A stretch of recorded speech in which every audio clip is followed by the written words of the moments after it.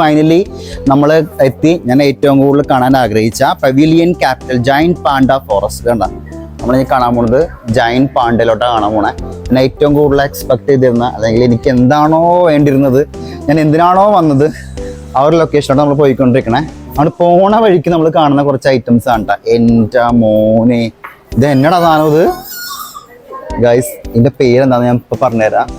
ഇതിൻ്റെ പേരാണ് സ്റ്റേർജൻ. This is സ്റ്റേർജൻ.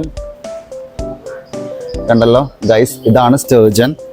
നമുക്ക് ചൈനയിൽ കാണാൻ പറ്റുന്ന ഒരു ഫിഷാണ് ഇത്. എൻ്റെ പോലെ നിങ്ങൾ വിചാരിക്കണ പോലെ കേട്ടോ, അത്യാവശ്യം ഹെവി വലിപ്പമുള്ള സാധനമാണ്. ഇവര് കപ്പിൾസ് ആണ് കേട്ടോ, ഭാര്യയും ഭർത്താവാണ്. കണ്ടല്ല, രണ്ടുപേരുണ്ട്. പക്ഷെ ലുക്ക് ലൈക്സ് മെയിൽ. ഭയങ്കര സൈസ് ഉണ്ട്, പറയാൻ പറ്റില്ല. രണ്ടും ഒരുപോലെ ഇരിക്കണേ. കണ്ടല്ലോ, wow, too good man, too good. Okay, ഒരു ഷാർക്കിന്റെ വലിപ്പം ഉണ്ട് കേട്ടോ ഗൈസ്.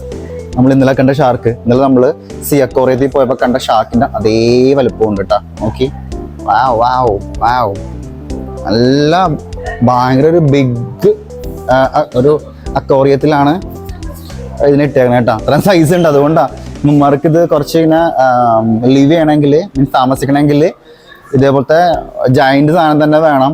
എൻ്റെ മോനെ, അടിപൊളി, ഒരു രക്ഷയില്ല, അടിപൊളി. That's cool, very cool. കുറച്ചല്ലാതെ കുറച്ച് മീനൊക്കെ ഇവന്മാർക്ക് കൂട്ടിന് വേണ്ടി ഇട്ട് കൊടുത്തിട്ടുണ്ട് കേട്ടോ ടാങ്കിൻ്റെ അകത്തെ. ഗൈസ്, ഇവന്മാര് റെഡ് ഡാറ്റാ ബുക്കിൽ വന്നിരിക്കണ ഏറ്റവും ക്രിട്ടിക്കലി എൻഡേഞ്ചേർഡ് സ്പീഷ്യസിലുള്ള ഫിഷസ് ആണ് കേട്ടോ. അത് മാത്രമല്ല, ഇവന്മാരുടെ ആയുസ് എന്ന് പറയുന്നത് 100 വർഷമാണ്. അപ്പം നിങ്ങൾക്ക് ഇവന്മാരെ മോർ ദാൻ 100 years, അതായത് എന്താ പറയാ, ഒരു ആമക്ക് ശരിക്കും നമ്മൾ 100 വർഷമാണ് പറയുന്നത്. അപ്പം ആമനക്കായും കൂടുതലൊക്കെ ആയിരിക്കും.